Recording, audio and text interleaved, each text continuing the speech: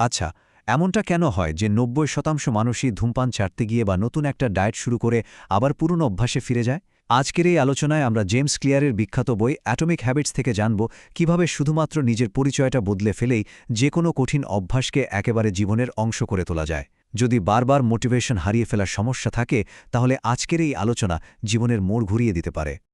এই প্রশ্নটার সাথে আমরা সবাই কম বেশি পরিচিত, তাই না?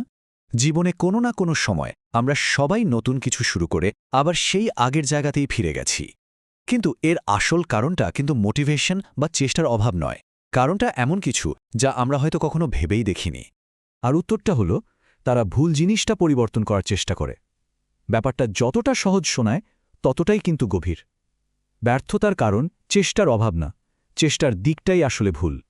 হয়তো একটা দারুণ রুটিন বানানো হয়েছে, কিন্তু মনের গভীরে নিজের সেই পুরনো পরিচয়টাই রয়ে গেছে। ঠিক আছে, চলুন তাহলে গভীরে যাওয়া যাক। জেমস ক্লিয়ার বলছেন আমাদের আচরণ পরিবর্তনের আসলে ৩টা স্তর আছে। ব্যাপারটাকে একটা পেঁয়াজের স্তরের সাথে তুলনা করা যেতে পারে। এই যে দেখুন, ঠিক একটা পেঁয়াজের মতো। এর ৩টা স্তর আছে। সবচেয়ে বাইরের স্তরটা হলো ফলাফল বা আউটকামস। এর পরের স্তরটা হলো প্রক্রিয়া বা প্রসেসেস। আর একদম কেন্দ্রে, মানে সবচেয়ে ভেতরের আর গুরুত্বপূর্ণ স্তরটা হলো পরিচয় বা আইডেন্টিটি। চলুন আর একটু সহজ করে বুঝি।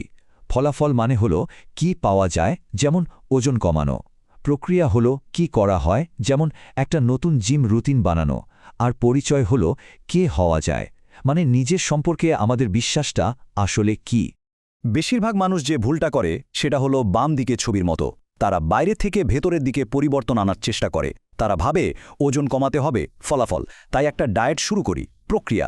কিন্তু সবচেয়ে জরুরি যে অংশ, মানে নিজের পরিচয়, সেটার কথাই তারা ভুলে যায়। আসল এবং স্থায়ী পরিবর্তনটা আসে ভেতর থেকে বাইরে, ঠিক ডান দিকে ছবিটার মতো। চলুন এবার একটা দারুণ উদাহরণ দিয়ে দেখি এই পরিচয়ভিত্তিক অভ্যাস বাস্তবে কিভাবে কাজ করে আর কেনই বা এটা এত শক্তিশালী। ধরুন দুজন মানুষ ধূমপান ছাড়ার চেষ্টা করছেন। প্রথমজনকে যখন কেউ একটা সিগারেট সাধে, তিনি বলেন, না ধন্যবাদ, আমি ধূমপান ছাড়ার চেষ্টা করছি। আর দ্বিতীয়জন ঠিক একই পরিস্থিতিতে বলেন, না ধন্যবাদ, আমি ধূমপাই নই। পার্থক্যটা শুনতে খুব সামান্য মনে হচ্ছে, তাই না?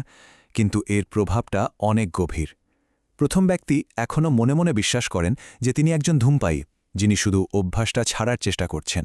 কিন্তু দ্বিতীয় ব্যক্তির কাছে ধূমপান তার অতীতের একটা অংশ, বর্তমানের নয়। তিনি নিজের পরিচয়টাই বদলে ফেলেছেন। আর এটাই হল পুরো আলোচনার মূল কথা। জেমস ক্লিয়ার বলছেন সত্যিকারের আচরণ পরিবর্তন মানেই হল পরিচয় পরিবর্তন। হ্যাঁ, মোটিভেশন দিয়ে হয়তো কোনো কাজ শুরু করা যায়, কিন্তু সেই কাজটা তখনই টিকে থাকবে যখন সেটা আমাদের পরিচয়ের একটা অংশে পরিণত হবে। তাই আমাদের লক্ষ্য ঠিক করার পদ্ধতিটাই একটু বদলাতে হবে। লক্ষ্য শুধু একটা বই পড়া নয়, লক্ষ্য হলো একজন পাঠক হয়ে ওঠা। লক্ষ্য শুধু ম্যারাথনে দৌড়ানো নয়, লক্ষ্য হলো একজন রানার হওয়া। ফোকাসটা কাজের ওপর থেকে সরিয়ে সেই পরিচয়ের মানুষ হয়ে ওঠার দিকে নিতে হবে।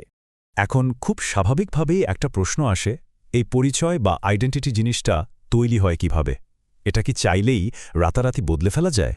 উত্তরটা হলো, আমাদের অভ্যাসে থেকেই আমাদের পরিচয়ের জন্ম হয়। কেউই তো আর নির্দিষ্ট কোনো বিশ্বাস নিয়ে জন্মায় না, তাই না? আমাদের সমস্ত বিশ্বাস, এমনকি নিজের সম্পর্কে আমাদের ধারণাও ধীরে ধীরে অভিজ্ঞতার মাধ্যমে তৈরি হয়। মজা ব্যাপার হলো, আইডেন্টিটি বা পরিচয় শব্দটির মূল অর্থটা দেখলেও ব্যাপারটা পরিষ্কার হয়ে যায়। এটা এসেছে ল্যাটিন শব্দ এসেন্টিটাস, যার মানে সত্তা, আর আইডেন্টিডেম, যার মানে বারবার। তার মানে আমাদের পরিচয় আসলে আমাদের বারবার হয়ে ওঠা একটা সত্তা। জেমস ক্লিয়ারের এই ধারণাটা কিন্তু অসাধারণ।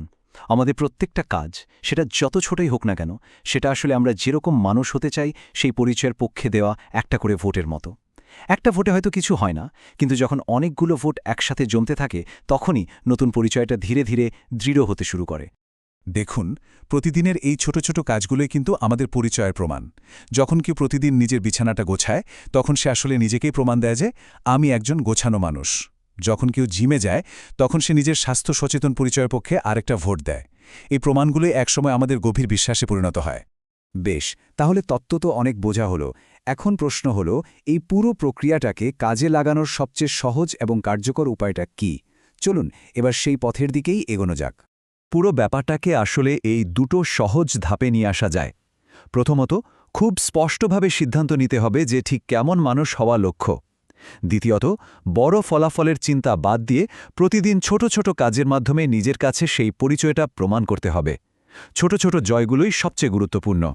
তার মানে মূল কথা হলো মনোযোগটা ফলাফলের স্তর থেকে একদম পরিচয়ের স্তরে নিয়ে আসতে হবে। ওজন কমাতে হবে এভাবে না ভেবে ভাবতে হবে একজন স্বাস্থ্যকর মানুষ কি করে, এবং সেভাবেই কাজ করতে হবে। ফোকাসটা থাকবে কে হয়ে উঠছি তার উপর। তাহলে আমরা বুঝলাম যে পরিচয় পরিবর্তনই হলো যে কোনো অভ্যাস তৈরির মূল ভিত্তি। কিন্তু প্রশ্ন হলো, যে কোনো নতুন অভ্যাস শুরু করাটা এত কঠিন লাগে কেন? আমাদের মস্তিষ্ক ঠিক কিভাবে কাজ করে, আর কেনই বা আমরা বারবার খারাপ কাজের দিকেই আকৃষ্ট হই? অভ্যাস তৈরির পেছনে লুকিয়ে থাকা সেই 4টি জাদুকরী ধাপ জানতে আমাদের পরবর্তী আলোচনাটি দেখতে ভুলবেন না, কারণ ওই 4টি ধাপ জানলেই মস্তিষ্কের কন্ট্রোল প্যানেলটা নিজের হাতে নেওয়া সম্ভব হবে।